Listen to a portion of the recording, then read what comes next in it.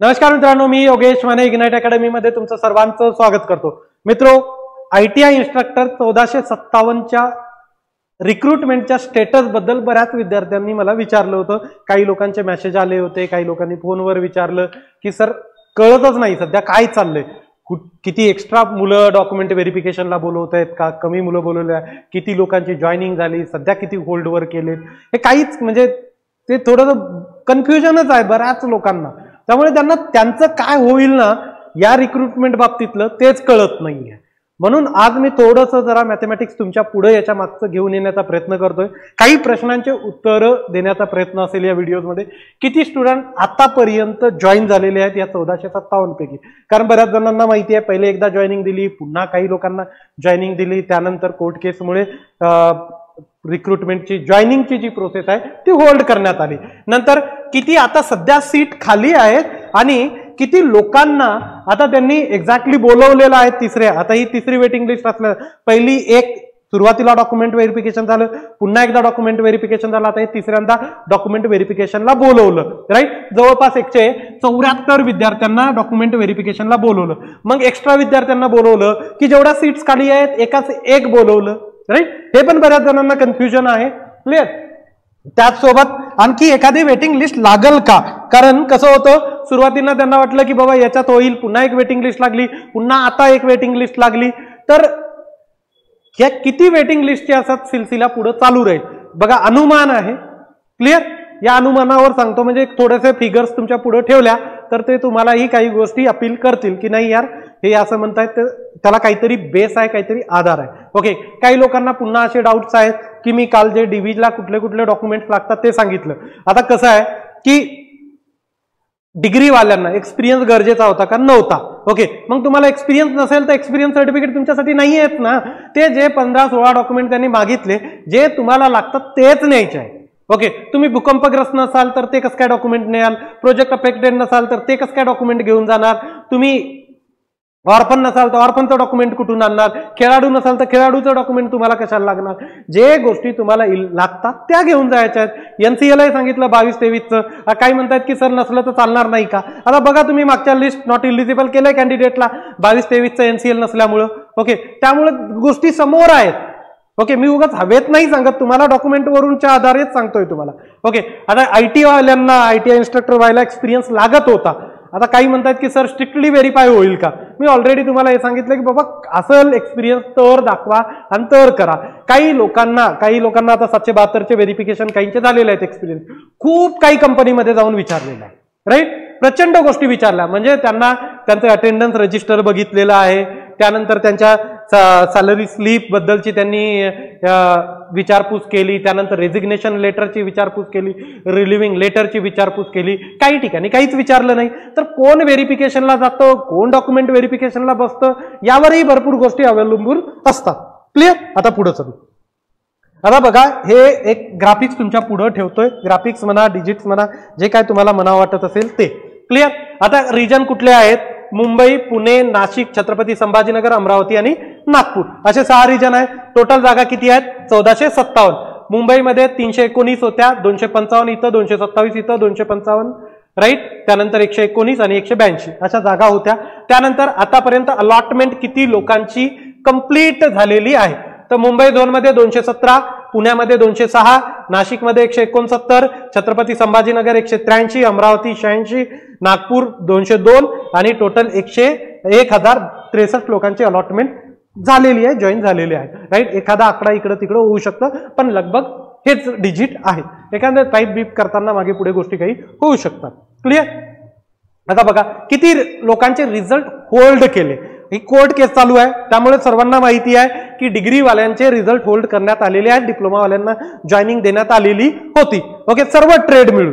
Clear? Separate data नाही आहे माझ्याकडे अवेलेबल. मुंबईमध्ये 59 जणांचं, त्यानंतर पुण्यामध्ये 34 जणांचं, नाशिकमध्ये 46 जणांचं, संभाजीनगरमध्ये 45, अमरावतीमध्ये 21, नागपूरमध्ये 40 असे 245 जणांचे आसपासचे सगळे डिजिट असणार आहे. कमी जास्त झाले. आता वॅकन्सीज किती राहिल्या? तर वॅकन्सीज किती राहिल्या?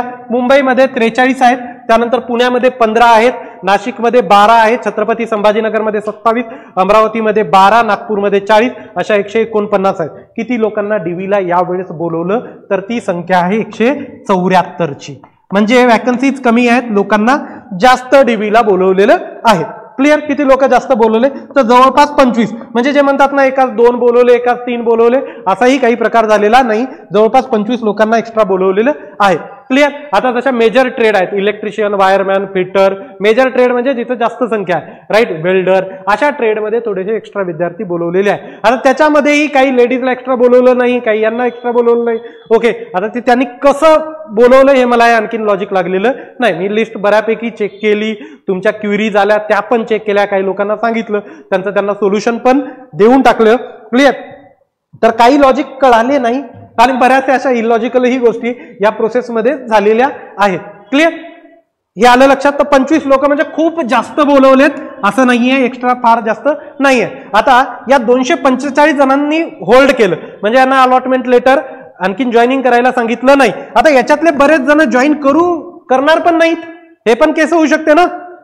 क्लिअर? आणि काही लोकांचं बघितलं ना, तुम्ही ऑलरेडी पहिल्या डीव्हीला गेले आणि पुन्हा आता त्यांना बोलवलं, असेही रिपीटेड लोक आहेत. राईट? आता किती डिजिट आहे एक्झॅक्टली सगळं काढणं मलाही प्रॅक्टिकली पॉसिबल नव्हतं. क्लिअर? पण रिपीट बोलवलं ते मी स्वतःही चेक केलेलं आहे आणि मुलांशी ज्यांचे रिपीट आहेत त्यांच्याशी काही कम्युनिकेशन माझे झालेले आहे. तर काही लोकांना रिपीट सुद्धा डीव्हीला बोलवलेलं आहे. हे गोष्ट तुम्ही आताही समजून घ्या. क्लिअर? तर हे लक्षात घ्यावं लागेल की खूप जास्त एक्स्ट्रा कॅन्डिडेट बोलवले नाही आणि याच्यातलेही बरेच जण जॉईन करणार नाहीत, त्यांना दुसरीकडे जॉब मिळालेले आहेत, त्यांनी जॉईनही तिकडं केलेलं आहे. वेगवेगळ्या ठिकाणी वेगवेगळी लोक आहेत. क्लिअर? त्यामुळे ते काही जॉईन करणार, काही लोक जॉईन करणार नाहीत, त्यामुळे इथंही काही ऍडजस्ट होतील. आता तुम्ही म्हणाल सर मग आणखीन एक ऍडिशनल लिस्ट येईल का 4थी? तर येण्यास काही हरकत नाही. कसं मी काही हरकत नाही म्हणतो, कारण काही ठिकाणी कमी लोकांना डीव्हीला आहे, एकालाच बोलवलेलं आहे या लिस्टमध्ये, ते डीव्हीला गेला नाही किंवा मग एखाद्यानं या 245 मधल्यांनी काही लोकांनी जॉईनच केलं नाही. क्लिअर? तर मग अशा सिलेक्टिव्ह ट्रेडसाठी पुन्हा आणखीन एक लिस्ट येऊ शकते. ओके, त्यांनी काय सांगितलं की 1457 या जागा पूर्ण कंप्लीट होईपर्यंत आम्ही वेटिंग लिस्ट लावू. क्लिअर? आता आपल्याला माहिती आहे 13 तारखेच्या आसपास तुमचं आचारसंहिता लागण्याची शक्यता आहे. राईट? त्यामुळे काही गोष्टी नंतरही आचारसंहितेनंतरही जाऊ शकतात, ज्या वेटिंग लिस्ट मी सांगतोय ते. त्यामुळे एक असं तुम्हाला काही अंदाज येतील, तुम्ही लिस्ट बघा, तुम्ही तुमचं स्वतःच बघा की किती पहिल्या याला बोलवले, ते किती जॉईन केले होते, कितींनी ऑप्टिंग आउट केलं. ओके, हे सगळं तुम्हाला त्या वेबसाईटवर ज्या लिस्ट आल्यात ना त्याच्यावरून एक अंदाज येऊन जाईल की तुमच्यापर्यंत पोहोचल न पोहोचल, किंवा काही लोक तुम्ही पर्सनल एकमेकाशी कॉन्टॅक्ट असतील, तुम्हाला ऑलरेडी माहिती असेल की ह्याच्यामधलं कोण तुमच्या ट्रेडचं जॉईन करणार नाही, काय आहे ते. याच्यावरून थोडेसे अंदाज येतात. असं नाही आहे की खूप लोक बोलवलेले आहेत माझ्यापर्यंत पोहोचणारच नाही, आणखीन एखादी लिस्ट येणारच नाही. ओके, हे रिक्वायरमेंट नुसार सर्व काही गोष्टी चालू आहेत. क्लिअर? नाही तर हे आताही वाटलं नव्हतं ना, हे अचानक लिस्ट आली ना. क्लिअर? आता वाटलं होतं की बाबा हे थोडासा कोर्ट केसचा रिझल्ट येईल, त्यानंतर काही गोष्टी पुढच्या होतील का, पण त्यांनी हे लावून दिलेली लिस्ट. आता आचारसंहिता आहे, त्याच्या अगोदर काही गोष्टी त्यांनाही उरकून घ्यायच्या असतील. क्लिअर? आणखीनही तुमचे काही डाऊट्स असतील. बघा काय होतं की तुमचे जसे डाऊट्स माझ्यापर्यंत येतात, मी त्यांच्याबद्दलची सगळ्या गोष्टी माझ्याकडे आहेतच असं नाही आहे. ओके, त्याच्याबद्दलची आणखीन ऍडिशनल काही इन्फॉर्मेशन काढण्याचा प्रयत्न करतो. काही जॉईन झालेल्या मुलांना माहिती राहतात, काही डीव्हीटीच्या टचमध्ये मुलं राहतात त्यांना माहिती राहतात. तर बऱ्याच गोष्टी जिथून तिथून येतात, त्या सर्व गोष्टी मी तुमच्यापर्यंत पोहोचवण्याचा प्रयत्न करतो. तुमच्या डाऊट्सनुसार तुम्हाला रिप्लाय पण करण्याचा प्रयत्न करतो. आणि ही गोष्ट लक्षात घ्या, तुमच्याकडे तुम्हाला काही लोकांचं असं ऑब्झर्वेशन आहे की सर माझ्यापेक्षा कमी रँकवाल्याला, म्हणजे माझ्यापेक्षा कमी मार्कावाल्याला बोलवलं पण मला नाही बोलवलं. ओके, काही ठिकाणी पॅरलल रिझर्वेशन्स आहेत. ओके, तुमच्या कम्युनिटीचा जरी असला आणि तो जर स्पोर्ट्समध्ये असेल ते चेक करा, सेम कॅटेगरी आहे, काहीच नाही, सेम रिझर्वेशन आहे, सर्व काही सेम आहे. तुमच्या मार्कपेक्षा कमी मार्कावाल्याला बोलवलं आणि तुम्हाला बोलवलं नाही असं काही तुमच्या निदर्शनास आलं ना तर डीव्हीटीला जाऊन भेटून येऊ शकतात. क्लिअर? जर तुम्हाला वाटलं की काहीतरी चुका झाल्या तर मग जाऊन या. ओके, तर मी इथं थांबतो. Thank you so much guys for listening. Thank you so much.